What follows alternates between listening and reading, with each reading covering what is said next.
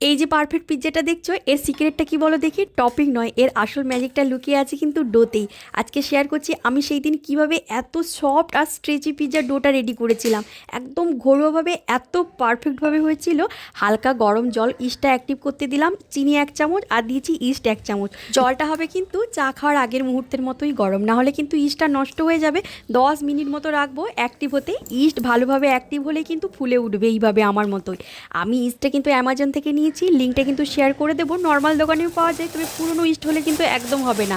তারপর ময়দা, লবণ, সামান্য চিনি দিয়ে অ্যাক্টিভ ইস্টটাকে মাখাবো আস্তে আস্তে করে, যতক্ষণ না পর্যন্ত ডোটা নরম আর ইলাস্টিক হচ্ছে। একটু বাটারও দেবো ব্যাস। এরপর সবচেয়ে ইম্পর্টেন্ট স্টেপ হচ্ছে কি, বাটিতে একটু তেল লাগিয়ে দিয়ে ডোটাকে দিয়ে একটু বাটার লাগিয়ে দিয়েছি। এবার ডোটাকে ঢেকে দিলাম রেস্টে প্লাস্টিক পেপার দিয়ে, হালকাভাবে ঢেকে দিচ্ছি। গরম জায়গাতে রাখতে হবে মিনিমাম শীতকালে 2 ঘন্টা আর গরমকালে কিন্তু 1 ঘন্টা। এর থেকে বেশিক্ষণ রাখলে কিন্তু গন্ধ হয়ে যাবে।